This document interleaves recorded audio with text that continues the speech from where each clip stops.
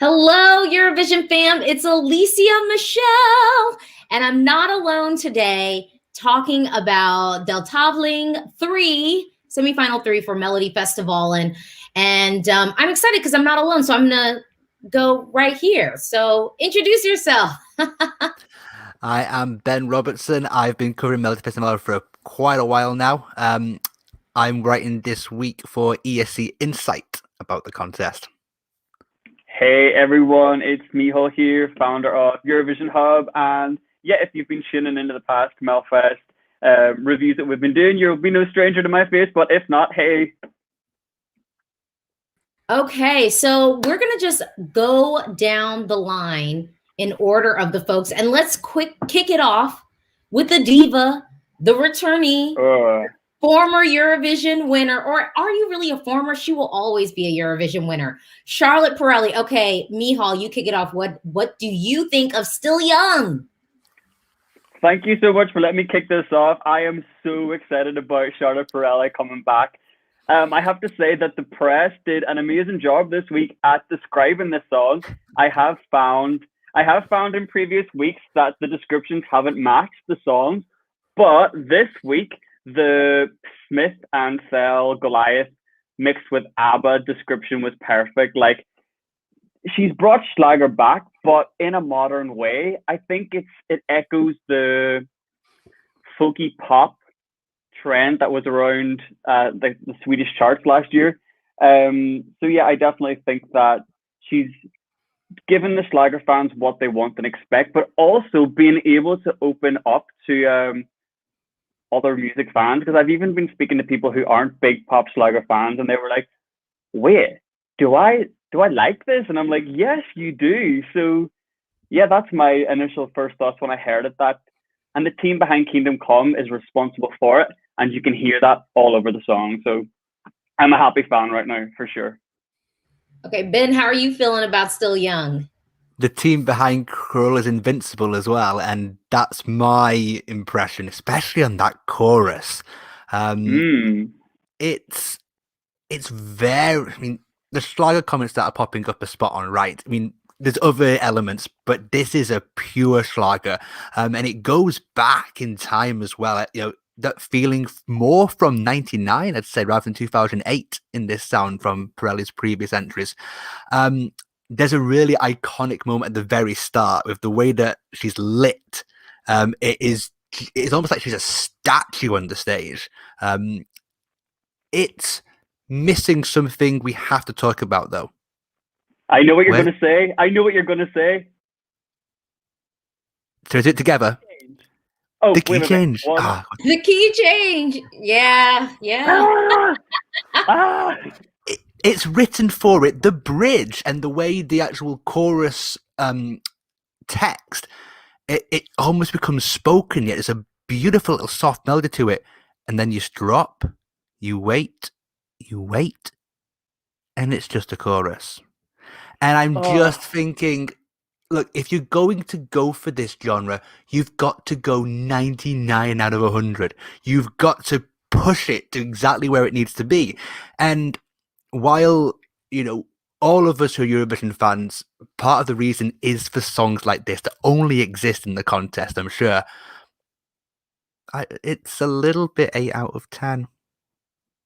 So I'm gonna say my thoughts on Charlotte, and we can move on to Emil, and then we'll go to our predictions afterwards.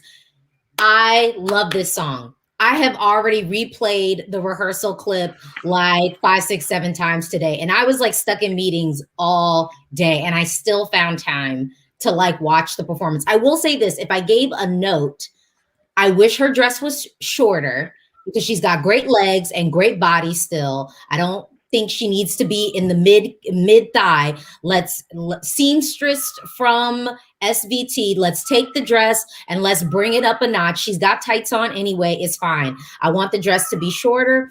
And I will say, I thought the staging could have been more. And we'll get to talk about some of the other stagings. Yeah. I thought we could have done more with the staging, but I think she looks great. I love this song. And let's just move on to Emil, and then we can come back and revisit. So Emil, I'll just kick off and say I thought it was cute.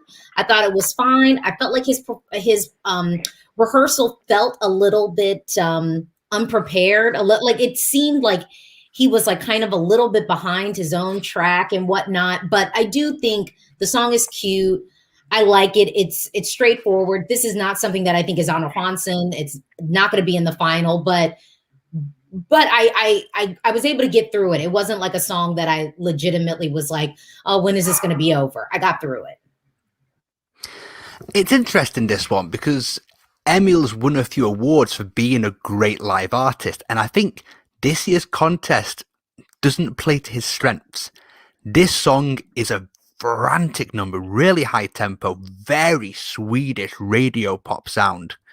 And it needs an audience. It needs a Swedish audience who will clap along to anything to go alongside him.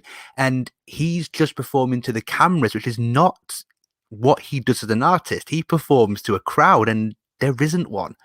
And he's a little bit, I'm going to go for a reference way back now, a little bit John Lillygreen. Struggling to find the connection with the camera, and it took him so many times to do so. Hopefully he'll get enough rehearsals to make that connection, because as an actual song, this works really well. I can see a radio airplay future for this, which I wouldn't have said for Julia last week. This does have a reach to go out beyond this Saturday night. Competitively, fourth would be fantastic if it got there. It isn't likely to reach that high. This needs more charisma, and Emil needs to sell this in a different way than usual. Yeah, I think, like you said, this song has the potential for a big reach, because like Charlotte's song, it comes from the same music family sonically. It's got that country folk vibe, and it baffles me that SVT have put Charlotte and him back to back. I don't know why they've done that, and I guess both of the camps are probably like, why have they done that, the running order? But he gives us the key change that we don't get from Charlotte, which I was very confused about. I was like, why? But it got me thinking, like, maybe people expect Charlotte to bring a key change, and maybe it can turn her into a novelty, so let's not. I don't know what it was, but yeah, what struck me is the similarities sonically with the songs and why they're back to back. I like this more than I thought. I thought we were going to get this Ed Sheeran acoustic, boring song that I really don't like, but I really like it, and I like his styling. I like the green jacket, but the band, I like seeing the female musicians, but visually it feels very empty. You don't even feel any energy. Usually, if you have a few people, energy can fill a stage, but it's not doing it. But I like his effort, and I will be listening to the song again for sure. So to kind of pivot off of this staging piece, from staging that I found questionable to staging that I then found unnecessary, let's talk about my girl Clara, okay? First of all, for anybody who doesn't know, Clara is my girl. I love her. I love her. So let's just preface that. The staging for this song is very like Save Me, where everything that's happening on the stage just feels so unnecessary. Because, like, think about Save Me. The staging had nothing to do with the song. Nothing. It was just, oh, look at this cool thing that we can do. Her staging is very, look at this cool stuff that we can do. Now, to a positive, I actually really, really like this song.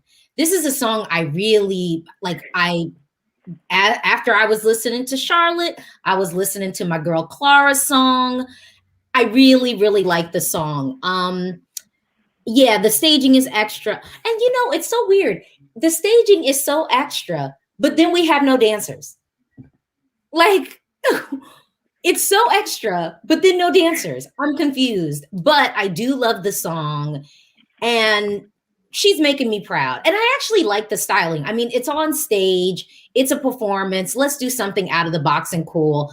Miceal, I see you nodding your head. What are your thoughts on Clara? I love the song. I think this song is Lisa Ajax, My Heart Wants Me Dead's younger sibling. Oh, isn't it? Much better than. Wow. Yes, it is. I think it's, and I love My Heart Wants Me Dead. This is like the graduation of that. I love the song. I do love the song. It's definitely that. The staging, and initially I was like, let me make sense of it, but I guess this is like she's fighting, she's ready, so she's got her armor on, literally. That's what I've tried to make sense of. But if anything, people will remember her, and sometimes that's what a song needs to be memorable. But I think the song is memorable enough. I love it. I actually can't stop. That's the one I can't stop singing all day today. It's an earworm. I really want her to follow in Lisa Ajax's success of My Heart Wants Me Dead. And yeah, that's really it for that one. I really hope that we see her as Sweden's next pop girl, honestly. Like, she deserves it. Vocally as well, faultless, which is what we haven't seen a lot of in the past 2 weeks. And this semi-final in general is really showing up the last 2 weeks. So yeah. I would also say Clara, girl, if you're watching, somebody from Clara's team, I know they be sneaking watching the streams, okay? She is not allowed to talk between today and Saturday, okay? No more talking. We're not doing any press. We're not doing any interviews. We're not speaking so that vocal will be flawless on Saturday night, okay? Ben, what are your thoughts? What are your thoughts on Clara? Interesting that both of you there link this to previous qualifiers from their heats as well. I think two things about this. First, when I watch her perform it, half the time it looks like she's a girl playing dress up. The costume is just that 10% not fitting her right. And it's just like the little bulge under the shoulders, and from some angles it just doesn't work. The other half of the time, it's like an absolute superstar. Some of the shots, especially with the microphone stand where she just struts it away to the side, it is glorious. The best photo of the day was that, by a mile. I think it's got such Frederick Schemper. What a hook you have got into this one here. Glorious little number. I have to catch this in my head as well. And what people who have only seen the clips won't realize, and they need to get the camera work on this, the firework curtain is beautiful. It's a lovely silver color at the front of the stage dropping down. If they can get the camera work for that right, you have a moment here that is really special. This song is incredibly empowering. It makes Clara an empowering character. And I think if you can just get a bit more of that for the entire 3 minutes, rather than it feel like dress up, which, hey, it's a rehearsal. It's not fitting together right yet. That's what we have to judge. If it can feel like that for 3 minutes, people want to vote for empowering characters.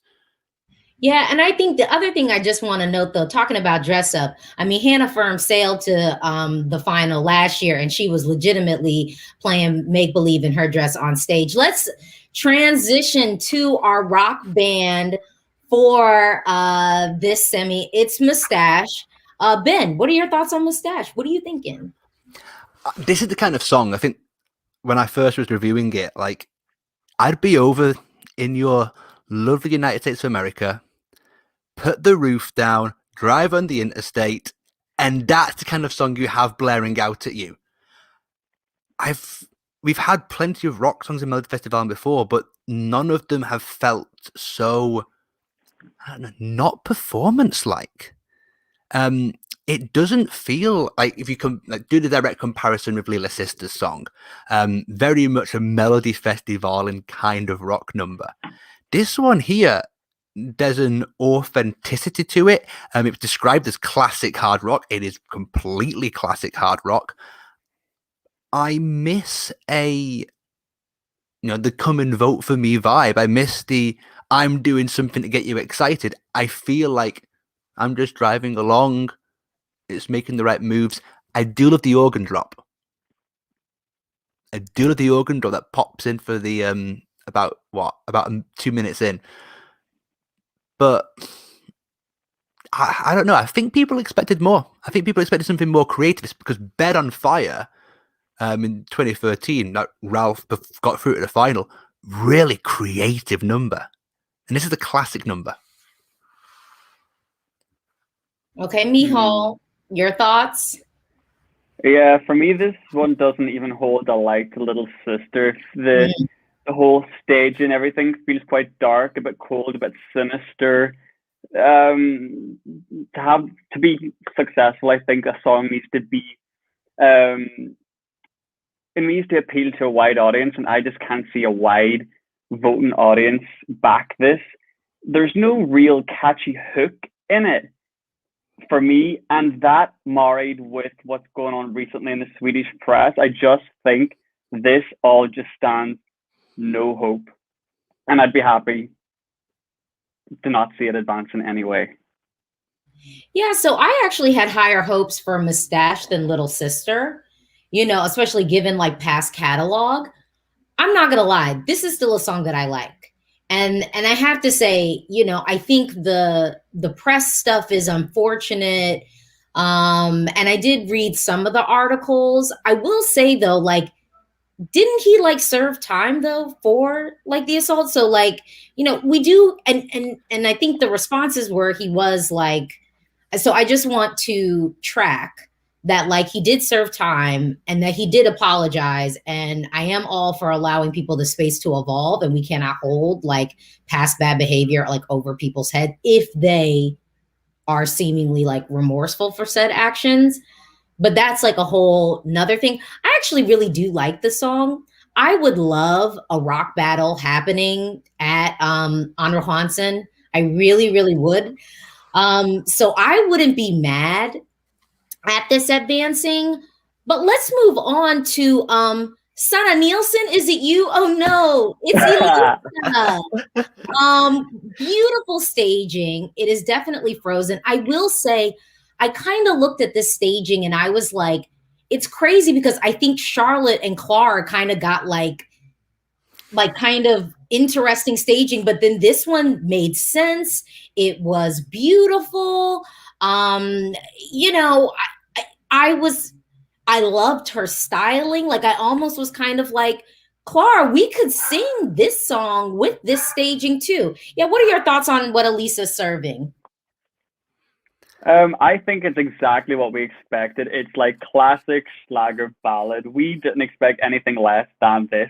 And it's so nice to see her come back after Casanova, a bit more seasoned, and just she looks much more confident singing this style. We did an interview with her and she said that like she looks up to people like Sana Nielsen, and it's like, well, that's evident. We see what you're trying to do here.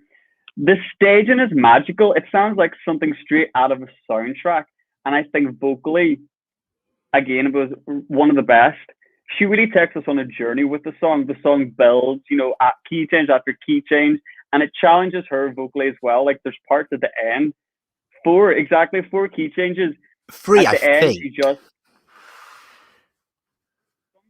something that we love anyway. She makes up for Charlotte's lack of anyway. And yeah, I like to see that. And her voice didn't sound strained or anything. She delivered well. And I liked her staging and her costume. I will say costume, but I mean like stage costume. It was impactful, but I think that we're not going to see her in Andrew Hansen. We're not going to see her in the final, which is sad. But I like it. I'll listen to this as well. It's such a classical feel. I'm going back to the Melodifestivalen, the greatest era of these ballads, to the 1990s, then the Vakreste, then the Vilda. There's a really special Nordic sound to this. And then it goes a bit crazy. And then it goes, the build and the continuous build of it is over the top, if you ask me. I think it loses a bit of the charm and becomes into a theatrical performance by the end of it. And I don't particularly know. I mean, I guess it's trying to be Melodifestivalen and trying to go for that kind of iconicness, whereas those songs in the 90s were special because they kept themselves held back. So I'm a bit disappointed that we've gone down that approach. I mean, wow, it becomes fully overblown. We're here for the overblown. We're here to be like completely dazzled and blown away. Melodifestivalen does that as a national final, but as a whole package for 3 minutes, I think it will connect with the people who love Elisa, but maybe not the others. Now, the people who love Elisa is a very big group. That's something that we have to bear in mind. This is somebody who's won competition after competition. So let's transition away from Elisa. I mean, Sana Nielsen. No, wait, Elisa. That's right. Sonia? No? Yeah, right. Let's transition away and move on to Alvaro. And I'm not gonna lie. I don't know if this is going to advance. And it's interesting for me that I find the song slightly forgettable, and it's the only one of its genre. And I'm humming and singing along. Visually, I remember it. You know, visually it stands out. So that's something. But, you know, coming off the heat of last year, you know, I was almost kind of like, okay, like maybe Anna Hansen, like, but then hearing the song, it's just not stuck with me. So I'm a little bit like, oh. And even Elisa, I would almost put above kind of what Alvaro's serving, which, you know, yeah. So what do y'all think? I think it's pure joy. I was looking forward to him. Before the semi-final, before we heard the snippets, I was kind of counting on him to bring this sound to Melfast, and he delivered. Okay, the lyrics are the most cliche, basic things, and for the team behind it, it should maybe be a bit better. But maybe are they going for that summer of 2001 pop boy band summer hit moment? Because if they are, they've hit the nail on the head with it. Because I really like it, and they've got that catchy hoopty away, away, away, like that's it for me. I think it's going to go Ander Hansen. It's a burst of joy especially after Elisa. It's going to be like, okay, I love the staging, and I think vocally he's strong with the movements he's doing as well. Because I first listened to it without watching it, and then I was like, oh, he's doing these moves as well. Okay, so I'd like to see it. I think we'd miss a bit of that Latin flair at a Melodifestivalen final if he didn't. Not directly, but if he didn't go to Ander Hansen and then go forward. What about you, Ben? Certainly, this is the kind of song that's looking at the third, fourth, fifth category rather than the top or the bottom, because we know there are going to be people who are going to like this. It's got an audience. We've seen... Yeah, but there's an audience here, and especially the way the app works, people will go, this is exactly what I expect, exactly what I want, and they'll button bash on their phones for it. Voting in this contest is different than other national finals in that sense. Is it better than I expected? Is it worse than I expected? It's exactly what I expected. The issue I have is that Alvaro is an excellent performer and an excellent high-quality artist. But he's been high quality most of the time on the backing. And every time he comes to the front, he does all the right things. And I don't know what the X factor he's missing is, but I just never connect to him and think that, you know, oh, he's an artist who people want to vote for. He's an artist who gives me charisma. He does charisma. He does all the right things, but I don't know what it is that we're missing, and it's a real shame. And I hate that about myself that I'm saying it, but you know, he's far better as an artist and performer than Mendes is. But Mendes brought out people to vote for him, and we're horrible human beings sometimes. You know, I have to say I'm with you on that, because I really was kind of hoping like, okay, Alvaro, like Ander Hansen maybe. But I'm worried for him, and I think he'll need to really do something. I think maybe we need some more tight camera shots so that he can connect a little bit, because he's a good-looking guy. Because it was a lot of wide shots, a lot of shots of the stage and kind of the dancing and whatnot. And I think maybe we just need him to connect a little bit. I want to highlight one comment real quick. So Ayatol says, Alvaro is a singer that feels like a backing singer on the front of the stage. And that's interesting. Because I might be bringing this up later. But I do think that there is something to be said for that. You know, and I think it's like that little star quality, but I think the way that folks can articulate that and bring it to the stage is with those like tight camera angles and like having the opportunity to sell it one-on-one with folks. But I do think that the song is not really that strong. And I also want to note, I saw some comments in here that folks think that this is a weak semi. I actually think this is the strongest semi we've had at Melodifestivalen. Personally, what do y'all think? Yeah, I agree. I think this week is a strong one. It's the strongest we've had. It's the only week that I've gone on to replay the snippets. And then when we can watch the rehearsals, I replayed it in the car earlier, like Clara's, Tusse's, Alvaro's, Charlotte's. This is the first week. This week feels like Melfest has arrived for me. I said that to you earlier, Alesia. I was like, Melfest has arrived. Yes, this week is so good. But I don't think it's weak at all. Ben? I think this is far stronger than last week as a whole semi-final. And I mean that more to the strength of depth. Okay, Dotter last week. So many people like that, and especially people who knew Dotter from previously, big support there.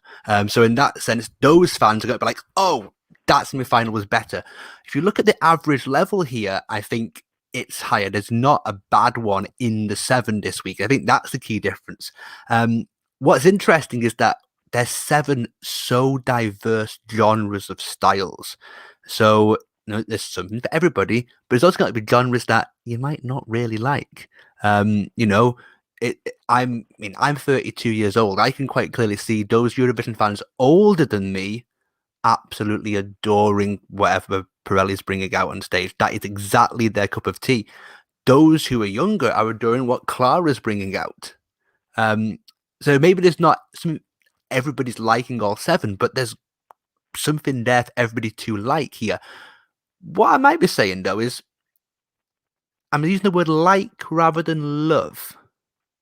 I don't feel there's an irrational glow from these songs, but as a whole round level playing field and quite an exciting contest to predict, this one is a good semi-final. Well, so I actually disagree. Like, I don't think that I love Little Tot. I like it a lot, but I don't know if I love it. Dandi Dansa, I like it, I don't know if I love it, but like Still Young, I kind of love that song. Beat of Broken Hearts, I love it. And not just because it's my girl Clara. I really, really like the song and love it. Like, this is a song that if it were to like go direct to the final, I'm gonna feel hurt that that I can't listen to it again. But let's talk about newcomer and the person closing out the semi, and then we'll get to our predictions. Let's talk about Tusse. I'm gonna let y'all start. Go on, Ben. Is it a Eurovision winner? It's got the feel of it.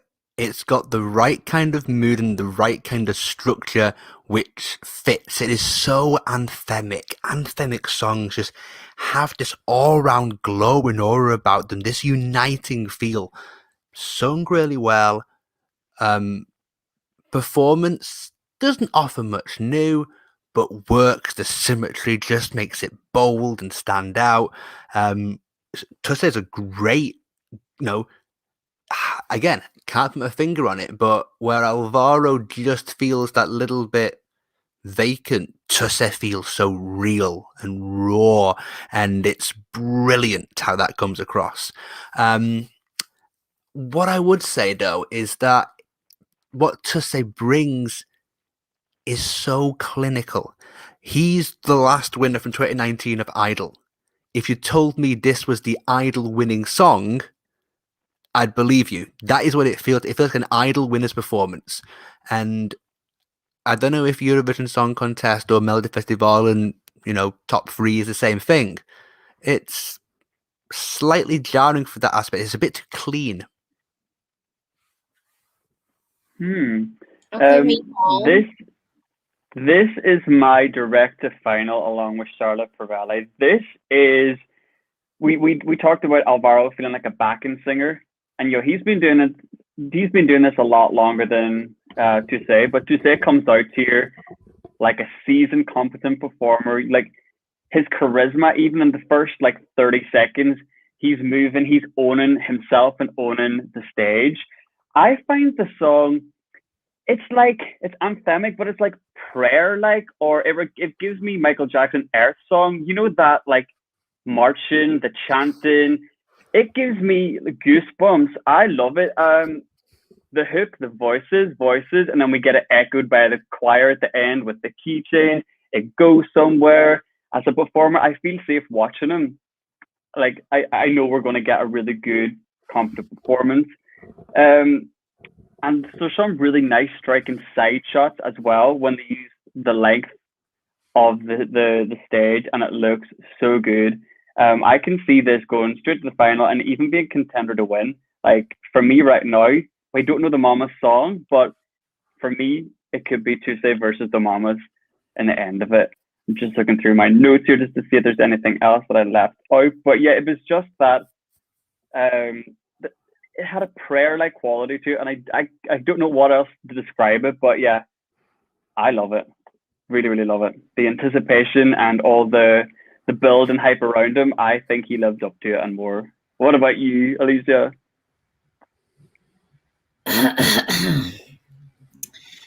All right. Okay. So let me start with my positives. I love the styling.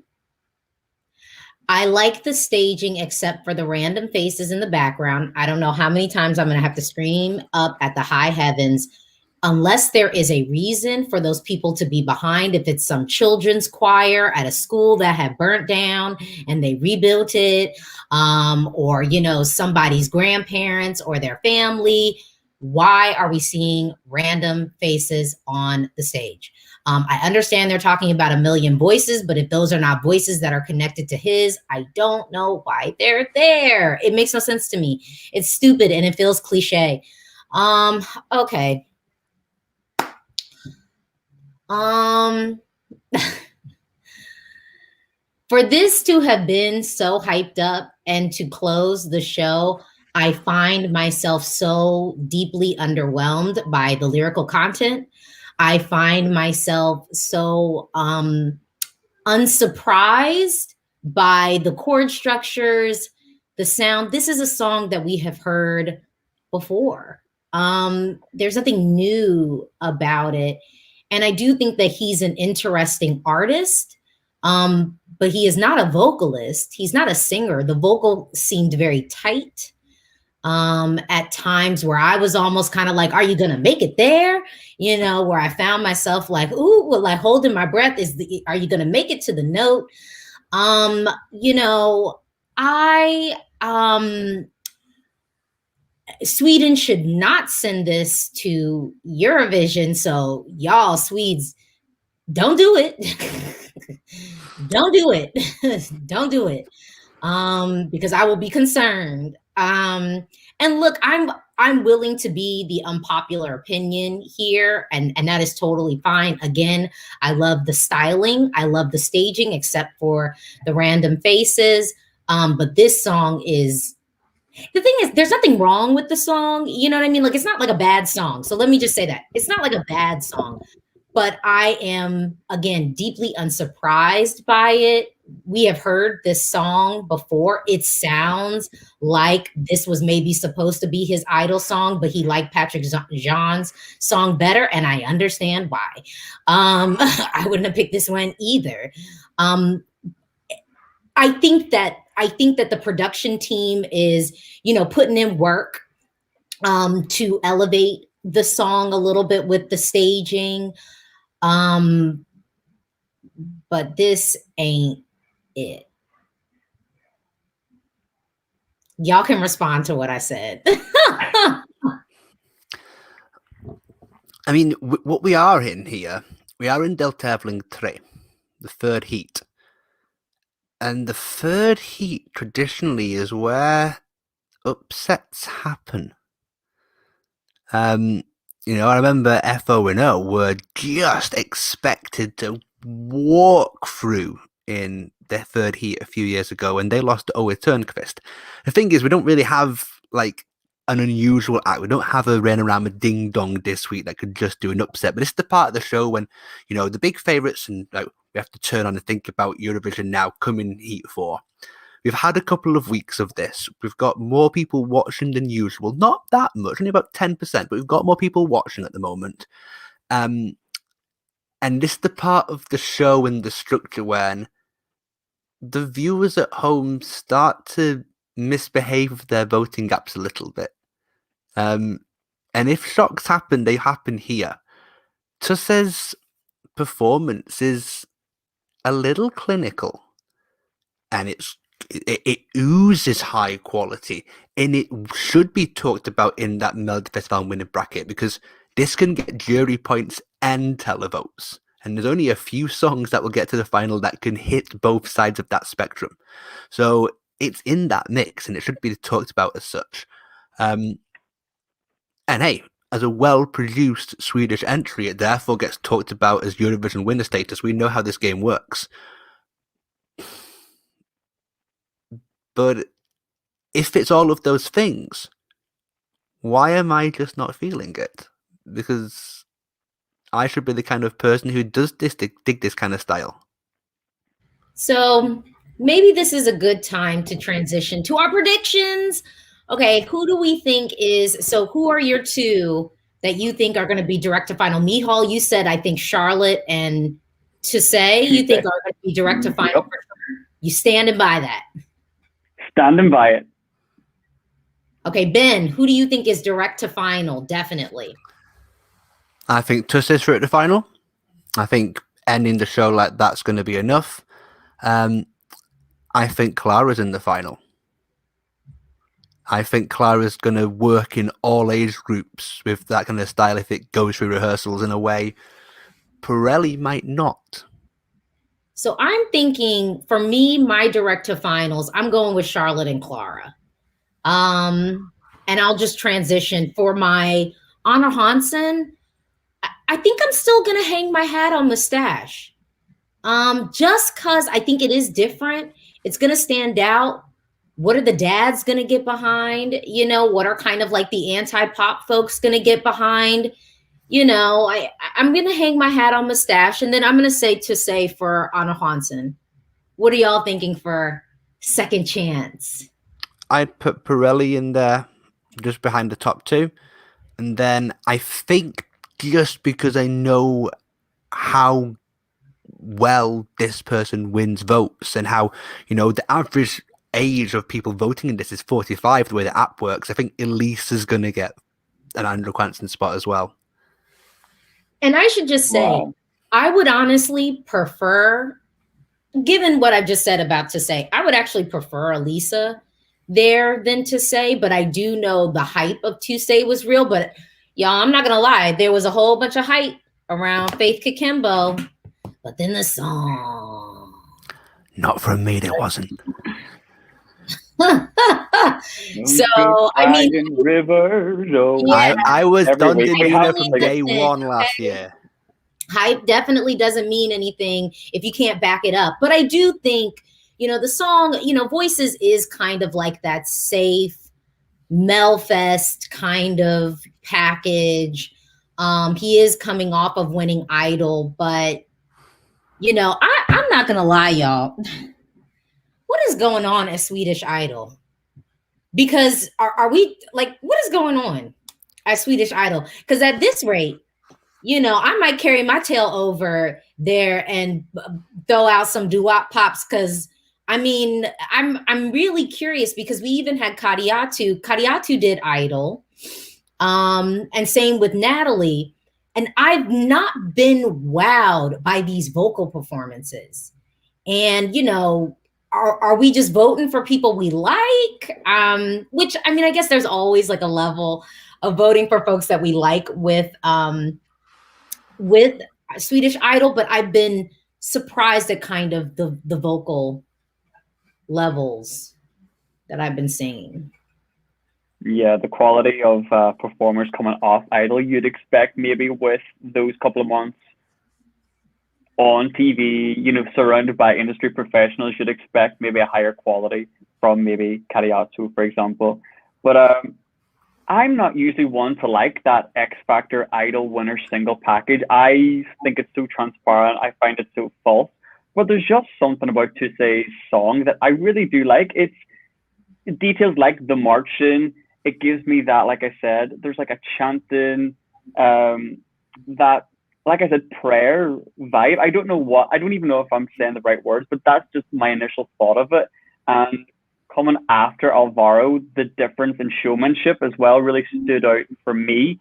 And it really doesn't work to Alvaro's advantage that Tusse is coming out here doing what he's doing. But my predictions for Ander Hansen are Clara and Alvaro. But these are the same four people that I predicted before hearing the snippets. I just saw the lineup and I was like, okay, Charlotte, Tusse, direct to final, and Clara and Alvaro, Ander Hansen. But I would love for you two to be correct and for Charlotte and Clara to go through. But let's see. Yeah, I think someone said, I think they're talking about same with Frida Green. Frida Green was the only talent show person where I saw their past performances that I thought had like competent vocals. And Loki, I think then coming on the stage at Melodifestivalen, Frida had competent vocals. All the rest of the talent show people have not given me competent vocals for Melodifestivalen. So yeah, I mean, honestly, for me, I think, I'm saying the four to advance are Charlotte, Clara, Mustasch, and Tusse. And I have to note, so Miceal, you're saying Alvaro will get through. I want Alvaro to get through.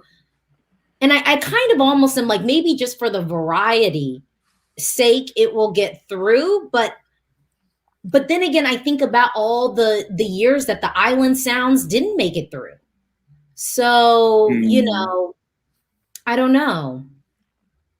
Yeah, I think that song will definitely appeal to the younger voters and they come out in full force at times. So that's why I think that could definitely be Ander Hansen. And then, depending on who it's up against, just go straight through to the final. And like Vamos Amigos last year, we do need that lift in the final with that Latin flair. We're all suckers for it. But like I said, lyrically, I maybe expected more. Like I was predicting the next word, like let's stay together forever, that sort of stuff. Well, I don't want to interrupt, but I just want to highlight, what do y'all think? Do y'all think Tusse could win Melodifestivalen? I think, like, at the moment, he's the third of the five, like, pre-show favourites. Dotter is absolutely deserving to be, you're a favourite, you deserve to stay in that list. Danny, I think, is out of that list. I don't think there'll be enough international jury points for it. There's just not enough in there to go for. Tusse, I'd have a few percentage points, not very many, above Dotter. But I could say that is pretty much neck and neck in my head right now.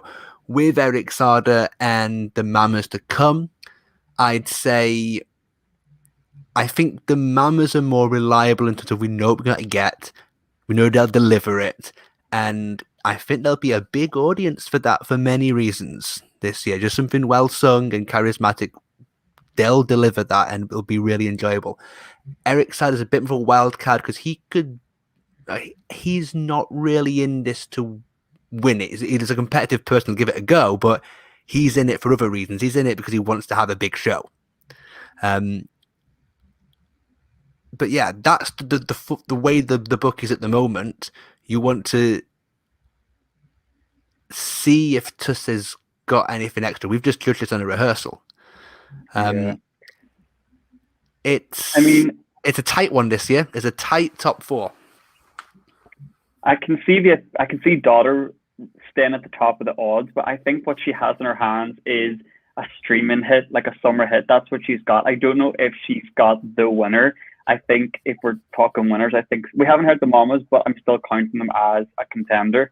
Like I said, I think it's between Tusse and the Mamas, that from what we've heard so far. yeah, I can't see, and like we echoed last week, I can't see, and I don't want Daughter to go with Little Tot. I love the song. I click with it faster than Bulletproof, but I just think it's more of a stream and smash for her than a winner.